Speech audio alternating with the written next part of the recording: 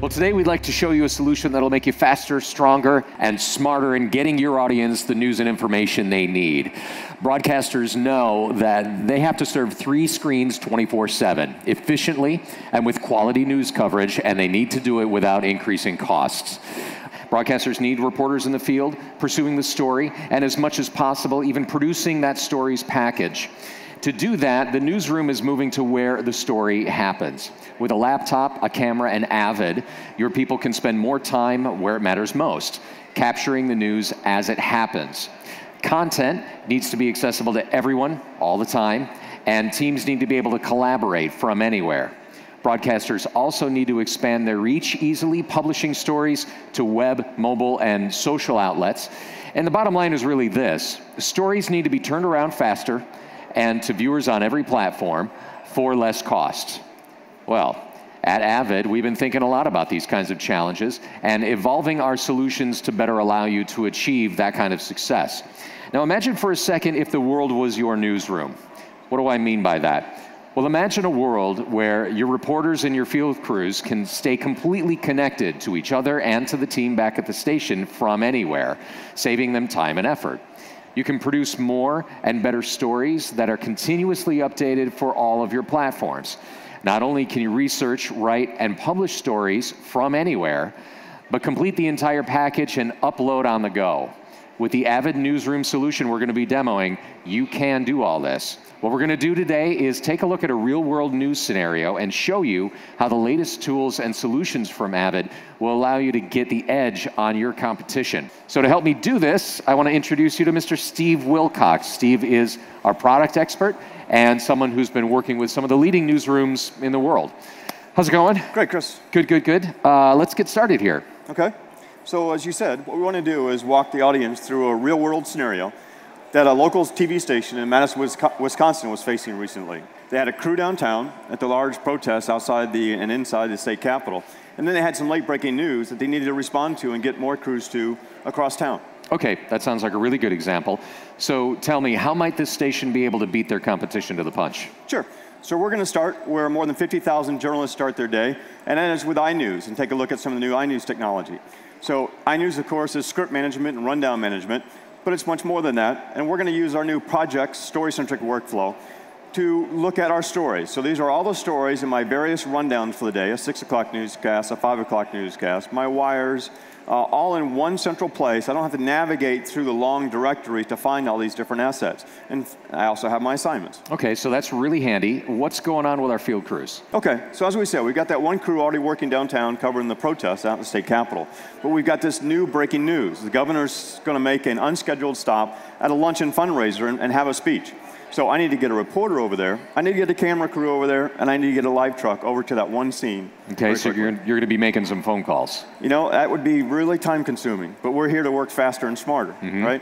So I'm actually going to use iNEWS and just take this story with the Google Maps link, a couple contact names and phone numbers, and drag it up to my breaking news queue and drop it. And what that did was just send an email distribution out to all the field crews, so without making the phone calls and repeating the same information time and time again, they all have it in their hands. All right, so that was a really simple click and drag operation, and now everyone knows where they need to be and why. Exactly. Yeah. So let's take a look what they'll receive in the field. So using the iPad, or of course my iPhone or BlackBerry mobile device, I'm going to open my email, and here in my email is that link that the assignment manager just sent me out of iNEWS. So I click on my Google Maps link, and what is the iPad but a great navigating tool? So get the little pin drop, and I know exactly where I need to go is the Marriott West on the west side of Madison.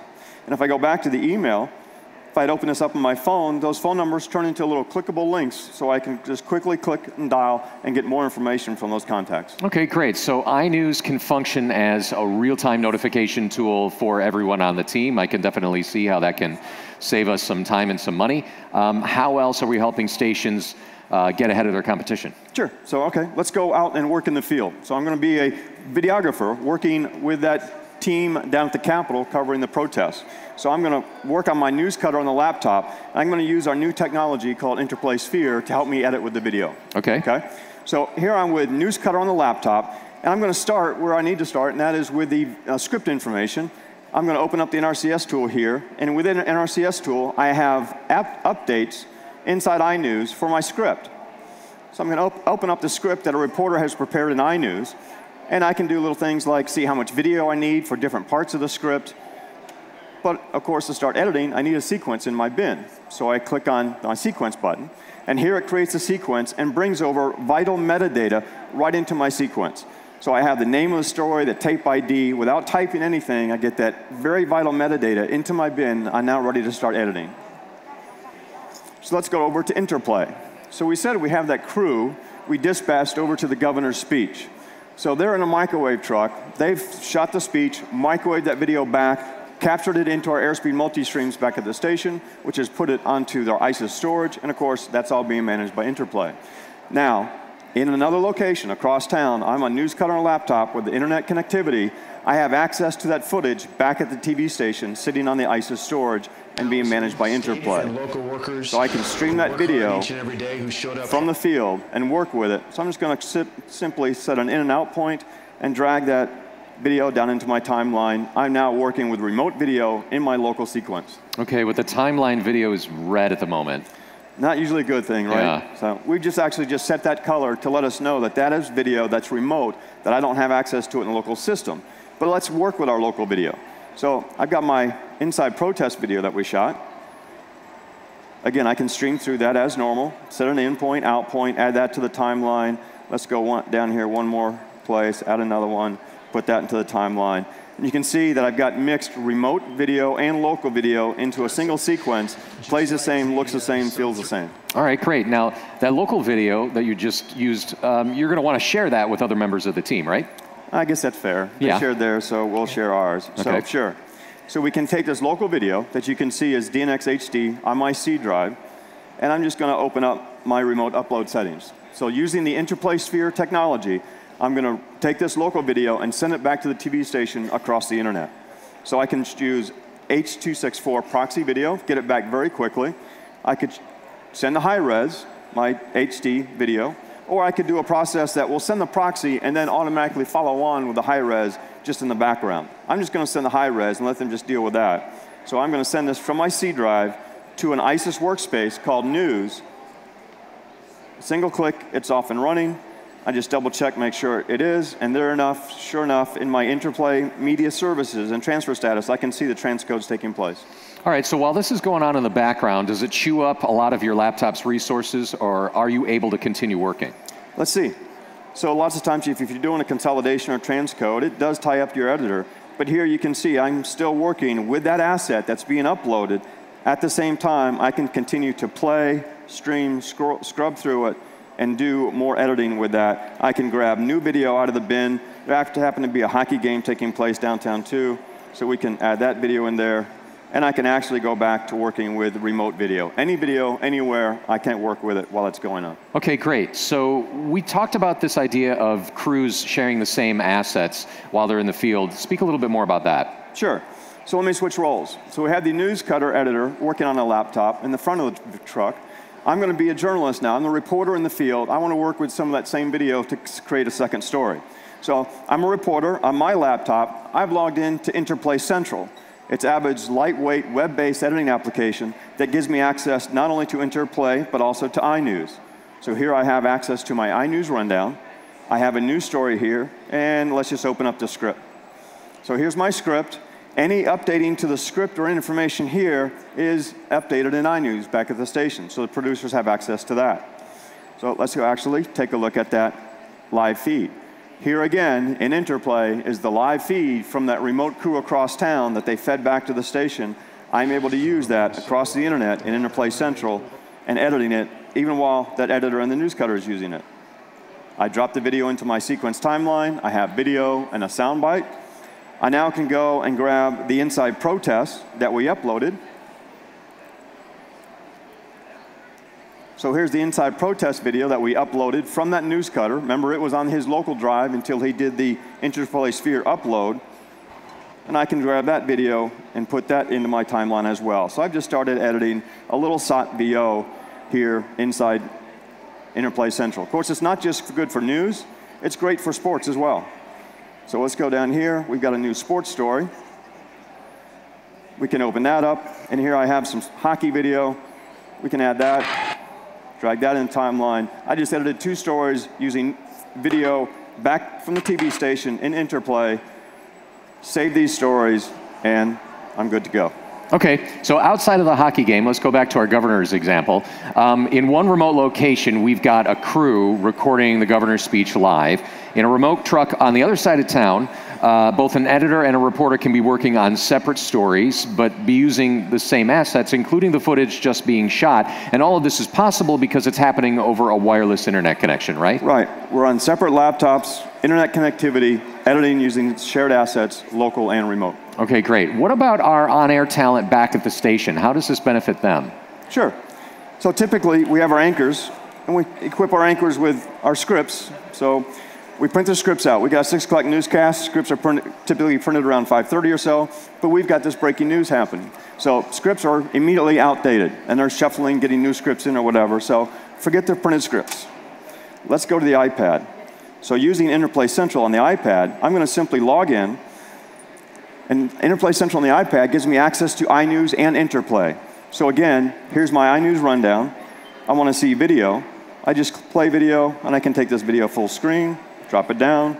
How big were those flames? So I'm an anchor on the set. I haven't seen the video. I'm getting ready to talk to that reporter out covering this breaking news. I want to know how to react, how to have a conversation with that reporter out in the field.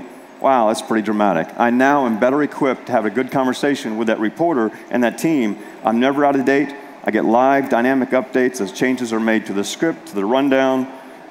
I can page through the entire newscast, and I can actually turn this into a prompter. So I've got my iPad in front of me in the studio, or a reporter in the field can be using Interplay Central on the iPad. I'm never out of touch. I always get my live updated scripts, and I can just use this. All right, so our anchors are more prepared than they ever have been before because their scripts will never be out of date. That's right. Fantastic. Now, one last thing. We've got our stories, and pushing them to air is easy, but I need to also get them to web and mobile often before I get on air. The problem is that it can take several people dozens of clicks to get a simple story to web and mobile outlets. There are several steps that have to be done serially. Usually there are different people doing the clicking. Sometimes we're asking different component parts to work together, and that doesn't always happen. You know, this is getting done, but it's not really as smooth as it could be. So what is Avid doing to address that? Sure. It's one of the biggest burdens that we know and pains that our customers are experiencing right now.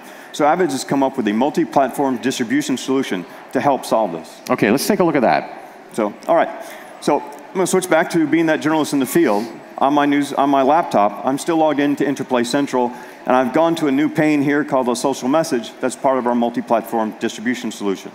So again, I'm in Interplay Central, so I have access to iNEWS as well. I prepared a script in iNEWS for my social media. So I'm just going to copy this over into my social media message pane. I want this to go to Twitter and to Facebook. I could have other websites as well, but I'm just going to stay with that for right now. And notice that the entire posting didn't go into the Twitter page. It's because Twitter limits us to the number of characters you can add to a message. So the program's smart enough to know that, what our limitations are. So I'm just going to backspace, clean that up a little bit, and then I'm going to go back to Interplay. Here inside Interplay, I've got a little tease that my NewsCutter editor has prepared. So we'll make sure that's okay. We're going to attach that video, and we want to attach that video into a posting on YouTube. And we could, again, post this video to other video hosting websites as well. Now, we'll have a link to this YouTube in our Twitter and Facebook postings, and I'm just going to post this into a waiting queue for our social media producer to just review and approve. Okay, so you just played the role of a reporter. You just filed the story for your producer to take a look at. So switch hats now. Be that producer and show us that screen. Okay. So, like I said, I'm that social media producer now, back in the station. I'm also at my workstation logged into Interplay Central. So here we have my media messages that are posted by a number of reporters in the field locally. Here's that posting from the reporter Steve about the governor's race. We have it on Twitter and Facebook and YouTube. Now, I can publish, reject, or edit. Let's see if he missed anything. Everything looks okay. We're just going to come back down here and publish that story. So with a single click, I publish this from one UI to Twitter, Facebook, and YouTube. Okay, so this interface really makes things ultra simple. You've changed my job, really, as a social media producer. Very simple. You would have had to go to 3 or 4 websites, do all that work individually. I've put you into one UI, centrally located. Your work's just become half the time. Go take a long lunch. All right. Well, every broadcaster has different requirements. So how can broadcasters start working with this technology? Sure. I actually can show you that we're actually using the Avid social media, Avid multi-platform distribution solution right here, posting our own stories. Right. So this is available for use today. Customers can tap into our web services. They certainly can hire our Avid professional services team to help customize and use the multi-platform distribution. Okay, great. Thanks very much. That's been great. So let's review quickly what we just seen. iNEWS just keeps getting better. It continues to be the hub that connects all of the stories being created for the news. With iNEWS, your teams, wherever they may be, can see what stories are being created, by whom, and story assignments can be made. We're really excited to announce the award-winning Interplay Sphere, which allows editors on NewsCutter and Media Composer in the field to access footage on the network from anywhere. They can cut stories in the field and then quickly upload content back to the station faster than real time. One important point about Interplay Sphere connectivity, these capabilities will work with other newsroom computer systems like ENPS as well. With Interplay Central, reporters in the field can see rundowns, they can browse footage, record VO, edit video, and send stories to others or to the playback server so that it's ready to air. And again, they can do this anywhere they have an internet connection, even if they're just hanging out at the local Starbucks. With Avid, you can now turn any Wi-Fi enabled location into a state-of-the-art newsroom. And finally, Avid offers many different ways for you to publish content easily to multiple distribution platforms, whether that's direct to web, video platforms, or social channels like Facebook or Twitter. Avid actually helps take the pain out of pushing content to all those disparate screens by directly connecting your production and distribution workflows. The bottom line really is this. With this workflow, your field teams can stay connected to everyone else in your news organization. They can share stories and media with anyone else that happens to be part of your wide area network. This is really the future of news production. You know, we're helping to break down the walls. So now you can make the most of your people and your equipment and your media assets to win every story every day. And that's really the point. With Avid News Workflows, your world, wherever that is, really is your newsroom.